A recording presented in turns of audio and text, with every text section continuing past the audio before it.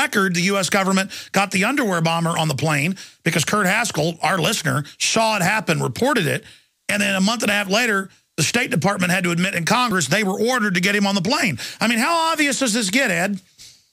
Well, you strike up, I said, I'm like Alice falling down the rabbit hole.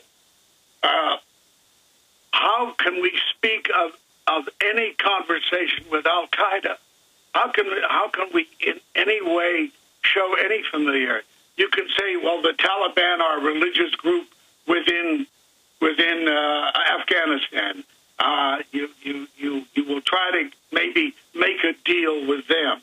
But when Al-Qaeda, who is expressly opposed to anything we stand for and wish our destruction, and is credited with 9/11, supposedly, how can we even talk about talking to them? How does this take place? And we sit here numbly nodding our heads. Oh, so we're talking to Al-Qaeda. Well, since when? And who said it's okay?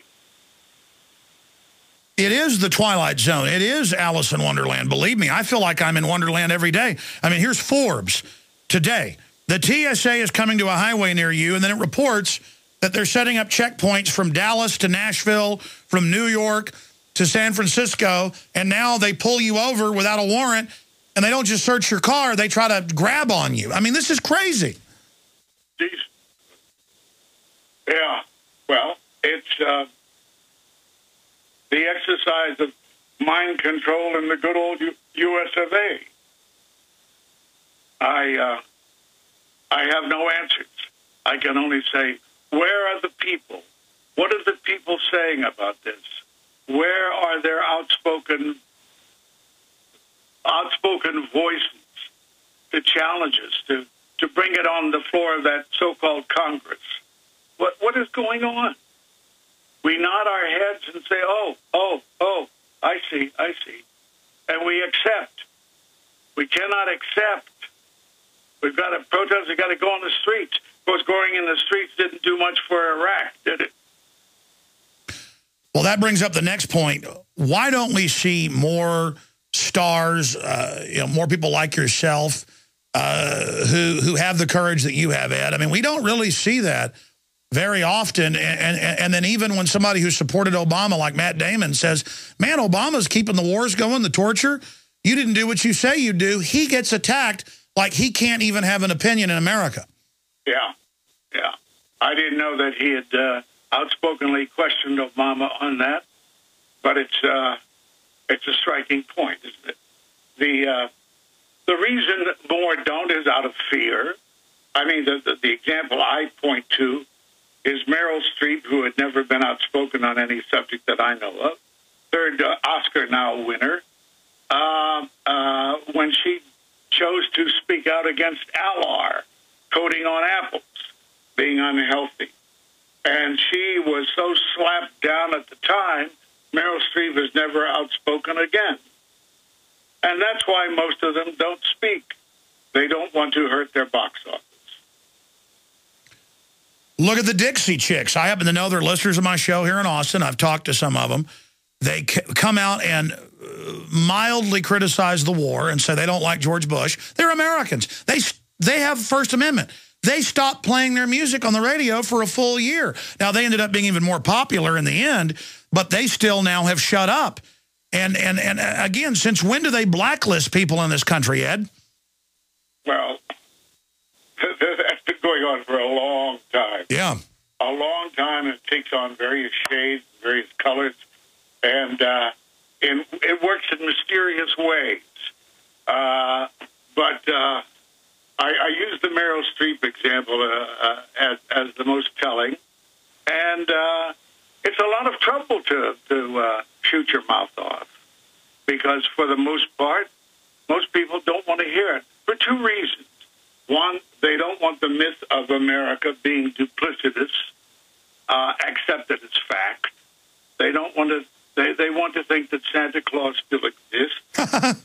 They believe in the myth that America came into bloom without bloodshed, forgetting about the Indians, forgetting about the black slavery, forgetting about all of the wars, which so many of them were generated by false flag operations, but which we have a very strong history of war in this country, whether they believe it or not.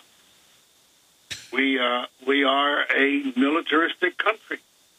And if we're not fighting using our troops themselves, we're certainly the greatest arms supplier in the world for everybody else who wants to start shooting. Well, yeah, the United States, just the military of the U.S., in 2011 numbers just came out from the Congressional Budget Office, is 53% of all armament spending worldwide. 53%, just our military is 53% of all spending worldwide out of 170-plus countries. But get this, it gets worse. Then, of arms sales worldwide, the United States is at least half of what's left. So we're talking about 70+%, Ed, of all armament spending and sales worldwide is the United States. Now, ask your American citizen why. Why? He won't have an answer. That's to keep peace will be the answer. Keep peace. You need guns to keep peace is the answer. And God bless, what's his name? The low man on the totem pole. Ron Paul? Yeah. Who, what an earth-shaking event if his ideas could to take root, at least in some of the areas he proposed. Yeah, well, since when is it revolutionary to not want to be an empire and to follow the Constitution? Since when is that such a great evil? And it's when we're naive, as you've pointed out, when we think America can do no wrong, that's what allows us to become this corrupt system instead of our greater angels, our better aspects. We sink into the mud when we just say, no, we're the good guys, that's the end of it. It's like a schizophrenic thing where we say we have the moral authority and other people are bad when they torture, but we're good when we torture. I mean, how did Bush, I want to ask you this, how did Bush send a bunch of people to prison who got caught torturing under orders in Afghanistan and Iraq, including contractors, and I'm not saying they don't deserve to go to jail, when he gave the order on record, and the White House memos are public, and then he wrote a book last year bragging that he ordered torture and would do it again. Now, wait a minute. What should that say to the minions? That they'll order you to torture, when you get caught, you'll go to jail, and then Bush says he gave the order publicly and doesn't get in trouble. I mean, that's la-la land, Ed. I know it. And it's part of the mind control that we all exist under. The alternative sources of information are enormous, but how many people read them? How many people see them, hear them? And you're one of those few voices that challenges the authority of this country, and you should be a star blazoned on Hollywood Boulevard. Oh, well, you're kind. All I want to do is, like I know you want, is not have World War III and have my children have a future. And I'm in this so deep, there's no pulling out now, but we're all in it together. Ed, you've talked a lot about history. You're an informed guy. We've seen this with Napoleon and Hitler and countless others. They always think they're invincible and go wild. And every historian, every top general, even the former head of the Mossad, they're all saying, 80+% of them, are saying the U.S. and Israel are crazy, don't start these wars, back off on Syria, back off on Iran, Russia and China. The Chinese president, I went and looked it up, Ed.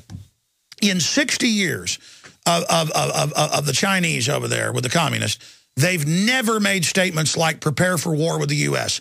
A month ago, their president said in a speech, prepare for war with the U.S., they're moving troops in and around us, which is admitted. And if they attack Pakistan or anybody, we're going to have war with them. The Russians are saying that. And it's not even in our news, Ed. It's in the British, European news. But it's like when the Chinese, with thousands of high-tech nukes, are saying prepare for war, and U.S. ships are massing off their coast, and it's not even an issue, Ed. I mean, what do you think's going on here? I think we're being dazzled and knocked off balance.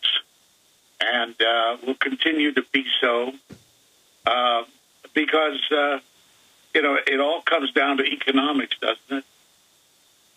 It does. We get in liberal presidents who pass anti-tariff laws, who create fair trade laws. Those fair trade laws have now created much of the unemployment that now exists in our country. And I never thought I'd be saying this. When does this country begin to worry about its internal poverty? And we're slipping on every element. Okay, the unemployment figures go down, but it's still way too high for the richest country in the world to have that high level of unemployment.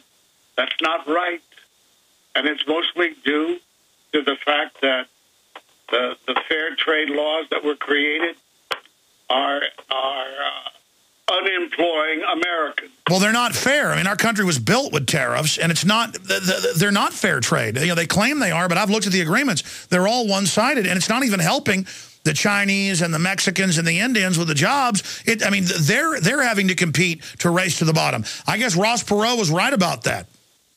Look at the labels on your clothes, on your shoes, on your watches, anything you wear. Where does it come from? Not here. No tradesman is allowed to exist in this country anymore. I'm aghast, and I suppose if you think that there's a great power combine which is trying to create a balance in the world, I guess our children will suffer until that balance is achieved throughout the world. But while we're getting there, it's certainly causing us suffering. Well, sir, that's their cover. I've had globalists, these big corporate fascists give me the speech of, yeah, we're setting this up. It's to balance things. But you read their internal documents that have been leaked. They want everybody in poverty because we're easier to control. They're not trying to lift anybody up. Yeah. Well, they're doing a good job so far. Yeah, they are. They're doing a good job. What about other Hollywood folks? I mean, you're one of the most well-connected people in Hollywood history, former head of the Screen Actors Guild, hundreds of films with every major star you can imagine.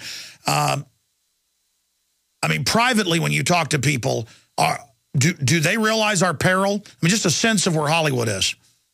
Well, on 9/11, I'm regarded as a nutcase.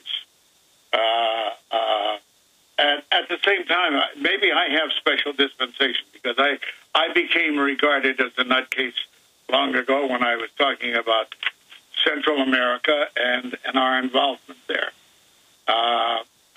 So maybe they allow me to dangle out there to serve as a typical nutcase. And I'll gladly accept that, as long as I can keep getting some work. And that's always the important thing, to be able to pay the rent. I would say most of them just don't want to get into that added trouble, that added fatigue.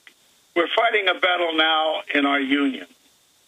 They're pushing very hard to, and they have an enormous majority behind them to merge the two actors' unions on television. And a small group of old diehard union members are trying to fight it with a suit to get an injunction to discount our election for a merger between AFTRA and SAG. Well, I'll tell you what, stay there. You're really an expert on this. We'll be